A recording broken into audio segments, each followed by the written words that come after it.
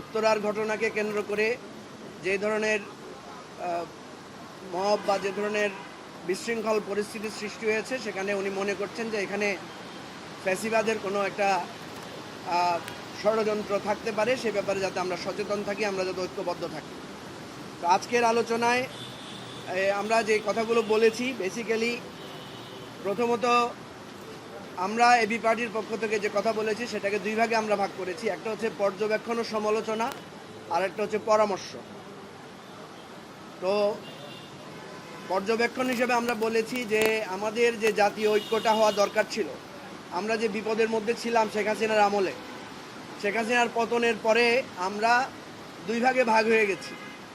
সেই ভাগটা হচ্ছে কেউ কেউ এটাকে একটা সুযোগ হিসাবে নিচ্ছেন এবং সেটাকে একটা প্রিভিলেজ হিসাবে নিচ্ছেন, আবার কেউ কেউ মনে করছেন যে আমাদের মধ্যে একটা অনৈক্য তৈরি হয়েছে, বিভেদ তৈরি হয়েছে।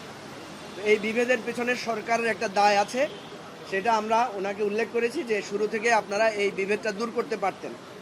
উনি বলেছেন কিছুটা, উনি সেটা সম্মতি জানিয়েছেন এবং উনি বলছেন এখন থেকে রেগুলার আরও ঘন ঘন ইলেকশনের আগ পর্যন্ত উনি রাজনৈতিক দলগুলোর সাথে বসবেন। আমরা বলেছি যে আপনি শুধু বিপদে পড়লে, শুধু একটা ঝামেলা হলেই আপনি আমাদেরকে ডাকেন, এবং আমাদের অনেক কথা থাকে যে কথাগুলো আমরা আপনার এখানে বিশেষ করে বলতে পারি না, কারণ অনেকগুলো দল থাকি আমরা, 2-4 মিনিট করে কথা বলার সুযোগ হয়। আমি ওনাকে অনুরোধ করেছি, আপনি আমাদেরকে বলেছিলেন চিঠি লেখার জন্য, আমরা তো আপনাকে অনেকগুলো জিনিস আমরা জানি, দুর্নীতির কথা আমাদের কাছে আসে, অনেক অনিয়মের কথা আমাদের কাছে আসে, অনেক ভুল আমাদের ধরা পড়ে, আমরা সেগুলোকে আপনাকে কীভাবে জানাবো? আমরা যদি আপনাকে চিঠি লিখি আপনি কি পড়বেন? আপনি তো আমাদেরকে চিঠি লেখার কথা বলেছিলেন। তো আমরা ওনাকে অনুরোধ করেছি যে এই কথাগুলো যাতে আমরা বলতে পারি। দ্বিতীয়ত আমরা বলেছি দুটা বিষয়ে ব্যাপক সংশয় আছে। একটা হচ্ছে সংস্কার আসলে ঠিকমতো হবে কিনা, আর নির্বাচন ঠিকমতো হবে কিনা।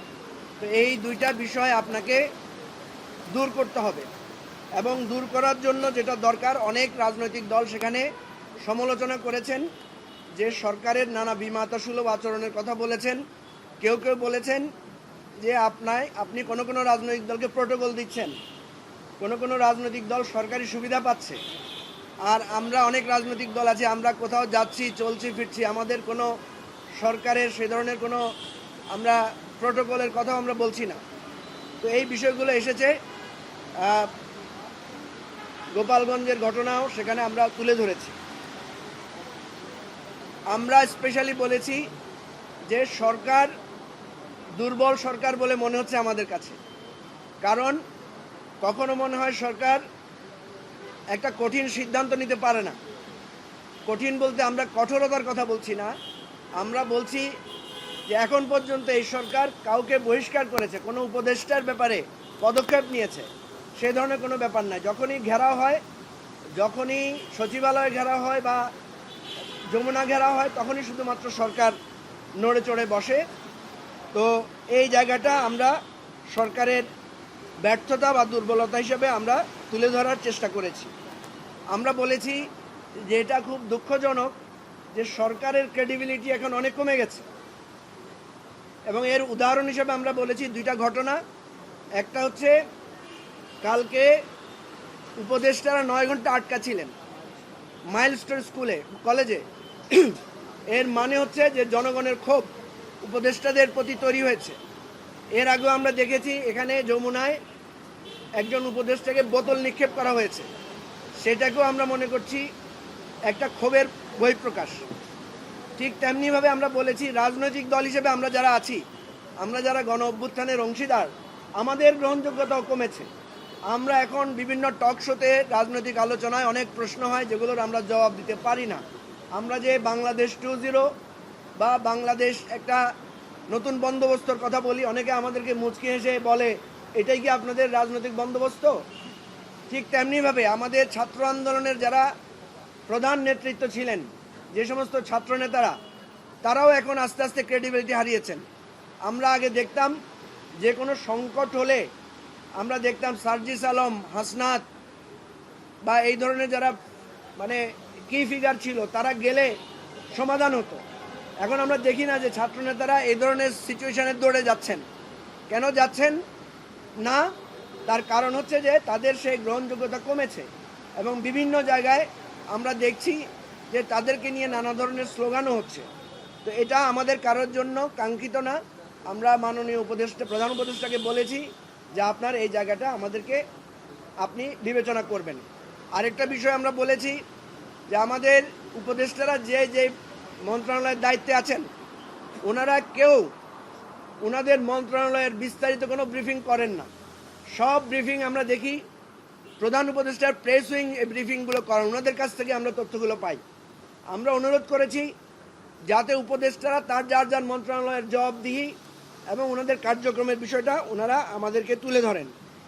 সর্বশেষ আমরা 4টা দলের মধ্যে গতকাল যে 4টা দলকে নিয়ে মিটিং হয়েছে, বিএনপি, জামাত, ইসলামী আন্দোলন এবং এনসিপি, আমরা সুনির্দিষ্টভাবে ওনাকে উল্লেখ করে বলেছি যে এই 4টি দল একে অপরের বিরুদ্ধে হিংসাত্মক এবং উস্কানিমূলক বক্তব্য দিচ্ছে।